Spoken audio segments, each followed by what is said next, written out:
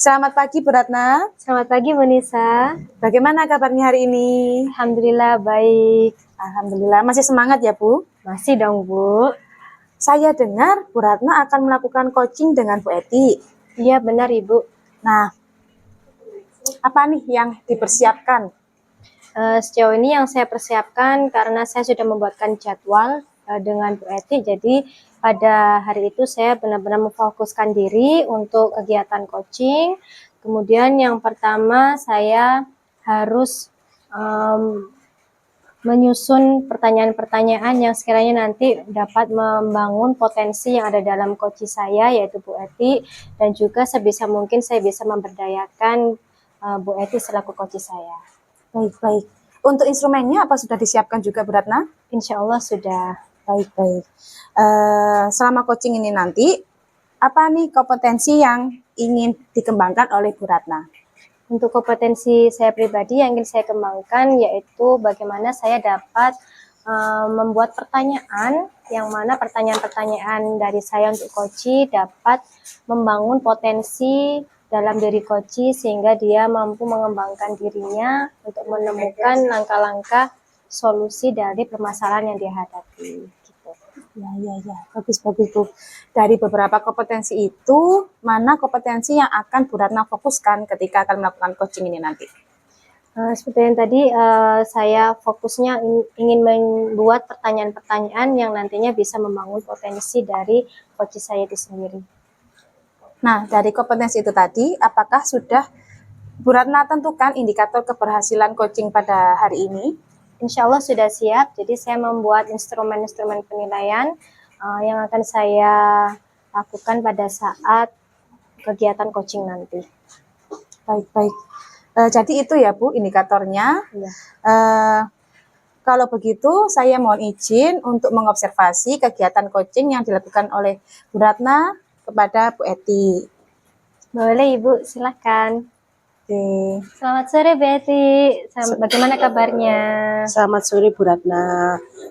Kabarnya baik Bu Ratna. Alhamdulillah. Ini kita mau bincang-bincang ya Bu Eti. Apa nih tujuannya Bu Eti menemui saya pada sore hari ini? Gini Bu Ratna, saya mau sharing aja, curhat dan sharing lah bisa dikatakan gitu. Baik. Saya tuh punya murid Bu Ratna. Murid saya ini dia itu sering tidak masuk. Jadi dalam 1 minggu bisa 3-4 kali dia tidak masuk.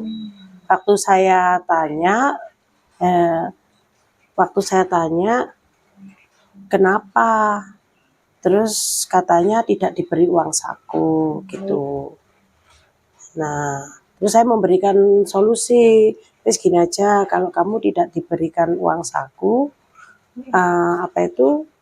kalau kamu nggak diberikan saku, kamu ke Ibu Eti nanti kamu dikasih uang berapa? Saya bilang gitu. Oh dikasih 5.000 Bu sehari. Ya sudah, saya pikirkan 5.000 aja, saya bilang gitu. Terus ternyata kok sepertinya saya merasa saya dimanfaatkan gitu. Hampir tiap hari dia minta uang sama saya. Gitu. Ya, saya itu berpikir apakah saya itu salah ini saya melakukan hal seperti ini. Tapi kalau jadi saya sendiri juga bingung gitu apa yang harus saya lakukan. Nah masalahnya anaknya itu ya tetap tidak masuk, jadi tidak setiap hari dia masuk. Kalau dia setiap hari masuk tidak apa-apa. Nah setiap dia masuk dia selalu bilang tidak diberi uang saku gitu. Baik Bu Eti, jadi ini kan masalahnya yaitu terhadap kehadiran muridnya yang dalam 1 minggu mayoritas tidak masuk ya.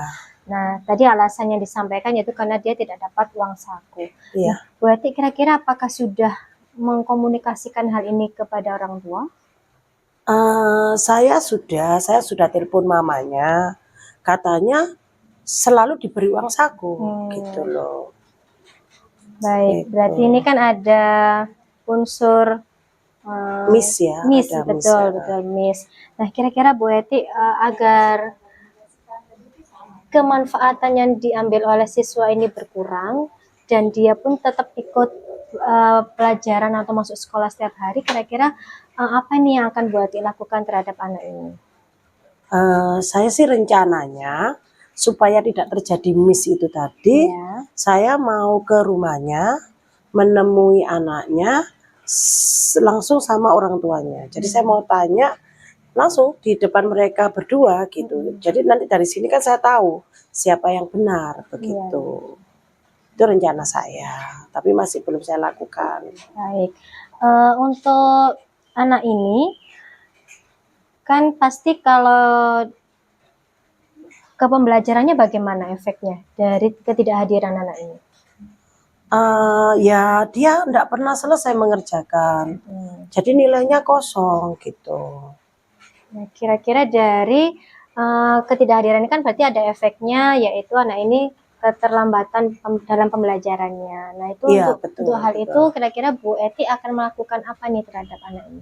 Sepertinya saya nanti setelah saya ini ya dia sudah bisa rutin masuk, itu mungkin nanti saya minta izin ke orang tuanya untuk dijemput setengah atau 1 jam setelah jam pulang.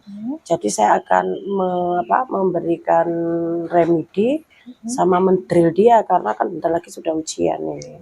Oke, Supaya untuk mengisi nilainya, karena memang nilainya kosong, dia nggak pernah ngerjakan apa-apa, oke. gitu, nggak pernah selesai. Baik, ini tadi juga ada Bu Eti kan sudah pernah memberikan inisiatif untuk memberikan uang saku karena alasan tadi ya dia tidak dapat uang saku dari orang tua. Nah, ternyata Bu Eti juga menjelaskan bahwa meskipun sudah diberikan uang saku, anak ini tetap tidak masuk. Nah, itu kira-kira Bu Eti akan melakukan langkah apa? Karena ternyata tadi pemberian uang saku juga tidak mendapatkan efek kepada anaknya. Seperti yang saya katakan tadi, jadi nanti rencana saya ini ya, saya akan ke rumah anak tersebut. Jadi saya ingin ketemu sama anak sama ibunya langsung berdua. Ya, Jadi kita bertemu bertiga. ya. Bertiga nanti saya akan menjelaskan semuanya dan nanti saya ingin dengar dari mereka. Nanti kan akan ketahuan siapa yang bohong gitu. Karena terus terang saja melihat karakter orang tuanya itu juga, kalau saya dengar sih, saya sendiri juga belum ketemu kan, itu memang orangnya ini apa ya, kita kata sakar PDW. Sakar PDW itu. Jadi ke anak juga kurang perhatian juga itu loh.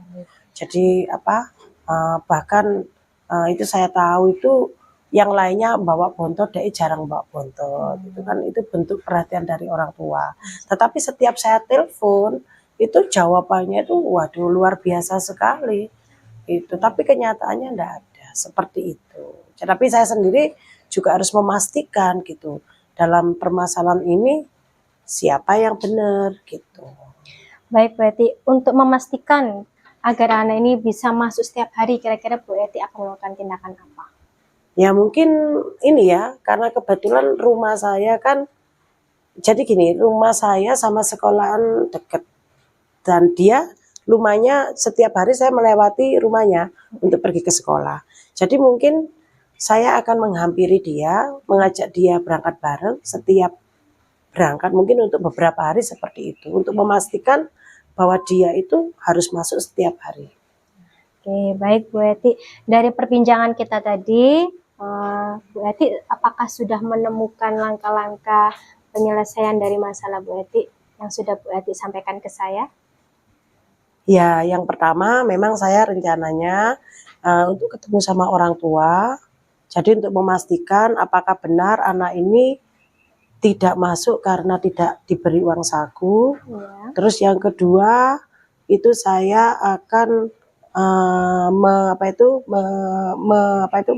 bukan menjemput ya, mengajak bareng. Jadi intinya saya menghampiri dia di rumahnya. Nanti saya mengajak bareng ke sekolahan. Jadi biar dia berangkat ke sekolah itu. Terus yang ketiga masalah untuk mengejar nilai. Mungkin nanti sekalian pada saat ketemu saya juga mau mohon izin sama orang tuanya untuk menambah jam. Jadi menjemputnya kurang lebih 1 jam setelah jam pulang. Karena kebetulan kan kelas 3 kan pulangnya lebih awal ya daripada kelas tinggi ya. Nah, kira-kira langkah-langkah Bu Eti ini akan Bu Eti lakukan kapan? Mulai kapan? Sekarang hari Jumat ya secepatnya, besok hari Senin sepertinya. Baik Bu Eti, bagaimana perasaan Bu Eti setelah berbincang sore hari ini bersama saya? Ya jujur aja saya merasa senang. Saya terus terang saja, pemikiran ini tadi baru muncul setelah saya ngomong sama Bu Ratna. Tadinya enggak ada pemikiran seperti ini. Iya, iya. Itu jadi ya saya juga secara pribadi saya terima kasih Bu Ratna membuat saya akhirnya berpikir seperti itu gitu loh. Sama-sama Bu Eti. Bu Eti, ini kan pasti akan tindakan ini berkelanjutan ya. Saya nanti menantikan hasil dari langkah-langkah yang akan Bu Eti lakukan kepada murid tersebut. Nanti mungkin next time saya membutuhkan waktu Bu Eti sebentar untuk kita sharing kembali dari hasil langkah-langkah yang akan Bu Eti lakukan terhadap murid tersebut. Bersedia ya Bu Eti ya? Oke, siap. Baik, terima kasih atas waktunya Bu Eti. Sampai di sini Saya dulu juga terima percakapan kasih kita banyak ya atas waktunya Bu Ratna. Selamat sore. Sore. Assalamualaikum. Waalaikumsalam. Alhamdulillah ya Bu Ratna, ini tadi coachingnya sudah selesai. Alhamdulillah Bu Nisa. Bagaimana perasaan Bu Ratna setelah coaching dengan Bu Eti ini tadi? Yang saya rasakan alhamdulillah sangat senang, lega juga karena akhirnya saya mampu melakukan kegiatan coaching bersama coach saya, dan dari kegiatan coaching tadi juga akhirnya bisa menemukan langkah-langkah penyelesaian dari permasalahan yang coach saya hadapi. Baik, baik. Nah, tadi ketika coaching saya juga sempat mencatat beberapa hal. Ini tadi coachingnya berjalan dengan santai, dengan baik.